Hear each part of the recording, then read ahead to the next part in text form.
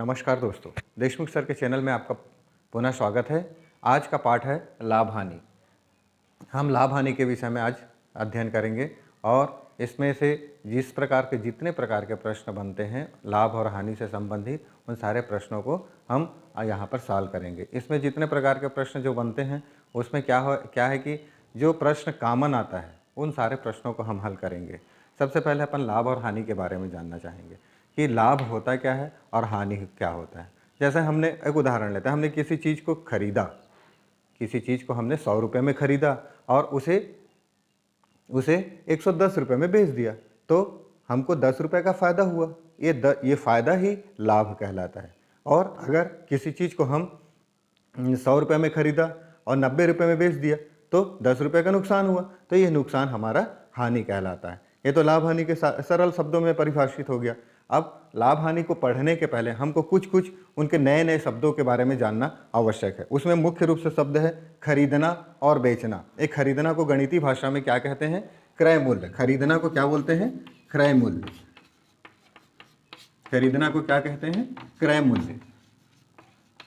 और बेचना, हम किसी सामान को बेचते हैं तो उसको क्या कहते हैं? विक्रय मूल्य।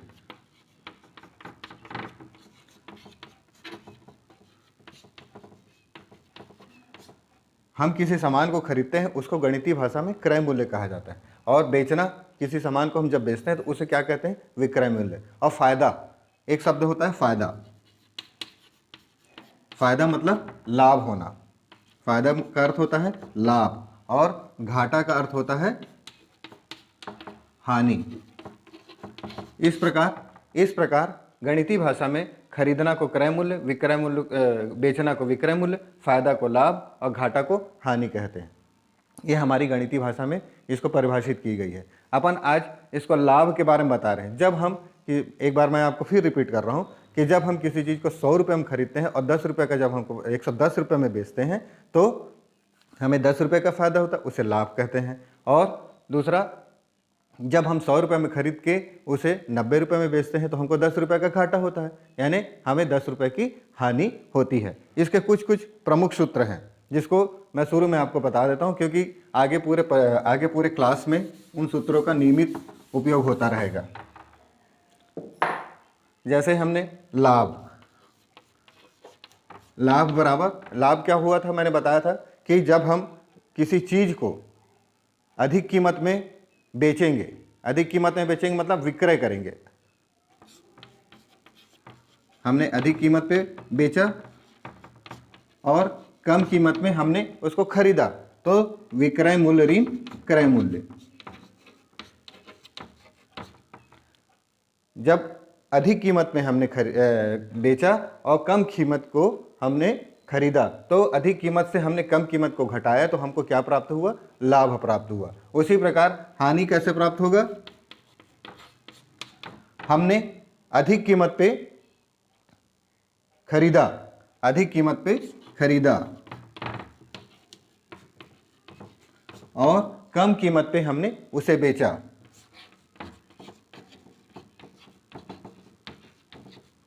तो जब अधिक कीमत में हमने खरीदा और कम कीमत में बेचा तो अधिक कीमत से हम कम कीमत को हम घटा देंगे, तो हमको क्या प्राप्त हो जाएगा? हानि प्राप्त हो जाएगा। अब कुछ प्रश्नों में ऐसा आता है कि हमको लाभ दिया रहता है, कुछ प्रश्नों में हानि दिया रहता है, जिससे हमको क्रय मूल्य निकालना रहता है, विक्रय मूल्य निकालना रहता है।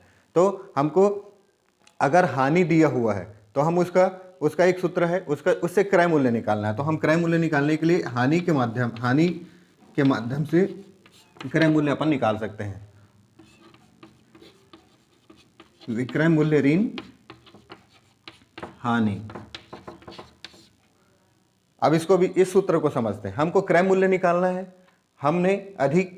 हमने जिस कीमत पे उसको बेचा है और हमको घाटा हुआ, तो जितने रुपए का घाटा हुआ उसको हम उससे घटा देंगे तो हमें क्रय मूल्य प्राप्त हो जाएगा। उसी प्रकार विक्रय मूल्य को हम निकाल सकते हैं।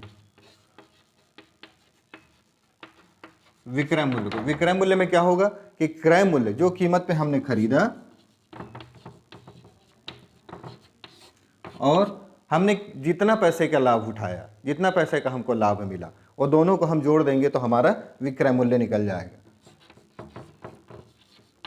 इसका पिक्चर क्लियर हुआ होगा। क्रय मूल्य कैसे निकालेंगे, हमने अधिक जिस कीमत पे उसको बेचा है और उसमें हमको कितना घाटा हुआ उतना पैसे को हम घटा देंगे तो हमारा क्रय मूल्य निकल जाएगा। और विक्रय मूल्य कैसे निकालेंगे, जो कीमत पे हमने खरीदा है और उसमें जितना फायदा हुआ है उसको हम उसको जोड़ देंगे तो हमारा विक्रय मूल्य निकल जाएगा। इस प्रकार हम ये मुख्य 4 प्रकार के प्रश्नों को हल करेंगे, जिसमें पहला होगा लाभ निकालना, जिसमें विक्रय मूल्य ऋण क्रय मूल्य, हानि निकालेंगे क्रय मूल्य ऋण विक्रय मूल्य, और क्रय मूल्य निकालना होगा तो विक्रय मूल्य ऋण हानि, और विक्रय मूल्य को निकालना है तो क्रय मूल्य धन लाभ। ये 4 प्रकार के प्रश्नों को सरल प्रश्नों को अपन पहले सॉल्व करेंगे। उसके बाद लाभ से संबंधित कितने प्रकार के प्रश्न बनते हैं वो सारे प्रश्नों को धीरे धीरे हल करेंगे। हानि से संबंधित जितने प्रकार के प्रश्न बनते हैं उसको हल करेंगे। और क्रय मूल्य से संबंधित जितने प्रकार के प्रश्न बनते हैं, विक्रय मूल्य से संबंधित जितने प्रकार के प्रश्न बनते हैं, वो सारे प्रश्नों को लगातार हर वीडियो पे आपको मिलता रहेगा। अभी एक काम करेंगे, हम सबसे पहले सरल प्रश्नों को हल करेंगे।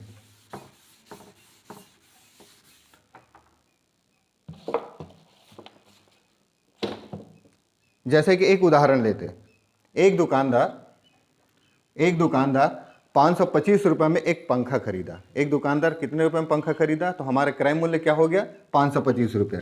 क्रय मूल्य क्या हुआ 525 रुपये, खरीदा है 525 रुपये। एक दुकानदार एक पंखा 525 रुपये में खरीदा और उसे 575 रुपये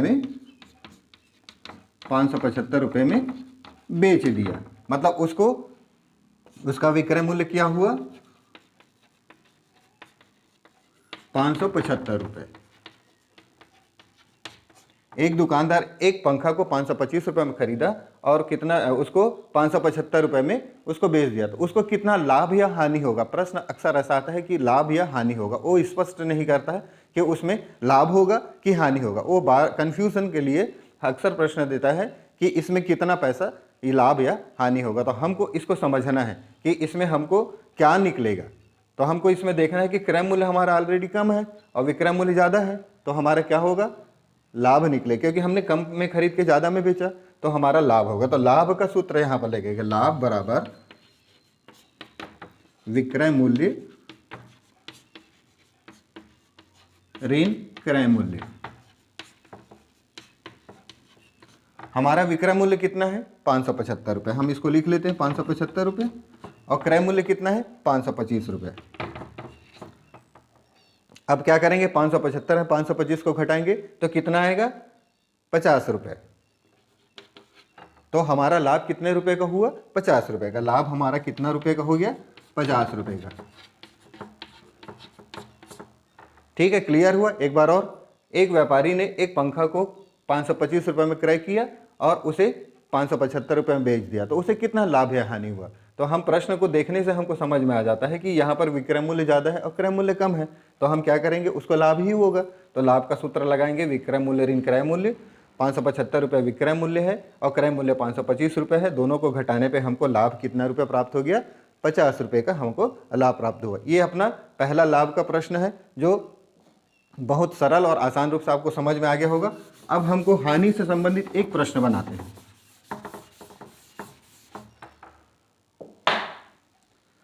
राम ने एक घड़ी 350 रुपये में खरीदा। राम ने एक घड़ी 350 रुपये में खरीदा, तो उसका क्रय मूल्य क्या हो गया, घड़ी का क्रय मूल्य क्या हो गया 350 रुपये। अब राम ने उस घड़ी को 300 रुपये में बेच दिया, उसका विक्रय मूल्य क्या हो गया 300 रुपये।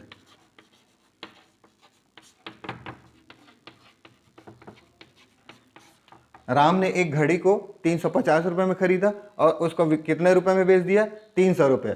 300 रुपये में बेच दिया, तो प्रश्न में रहेगा कि उसको कितने रुपए का लाभ और हानि हुआ होगा, लाभ या हानि हुआ होगा। तो यहाँ पर हमको पहले प्रश्न को समझना है कि कितने कीमत में खरीदा 350, मतलब ज़्यादा कीमत में खरीदा, और विक्रय कितने कीमत में बेच दिया कम कीमत में बेच दिया। तो यहाँ पर देखने से ही समझ में आ जाता है कि ये प्रश्न हानि का बनेगा। तो हानि का यहाँ पर सूत्र लगाएंगे अपन, हानि बराबर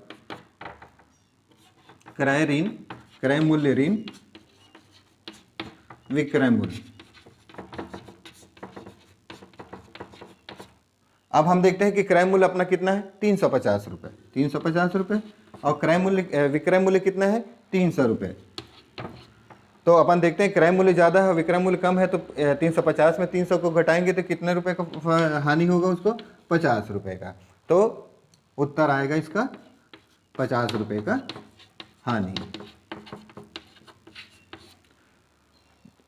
स्पष्ट है, राम ने एक घड़ी को 350 रुपये में क्रय किया और विक्रय कितने में किया, 300 रुपये में किया, मतलब अधिक में खरीद के कम में बेचा, तो उसको स्वाभाविक हानि में होगा। तो हम हानि का सूत्र लगा के क्रय मूल्य ऋण विक्रय मूल्य, 350 में 300 रुपये, 350 को में 300 रुपये को हम घटाएंगे तो हम उसको कितने रुपए का हानि होगा, 50 रुपये का हानि होगा। इस प्रकार सब एकदम सरल लाभ और हानि के प्रश्न हैं जो आसानी के साथ आपको समझ में आ गया होगा।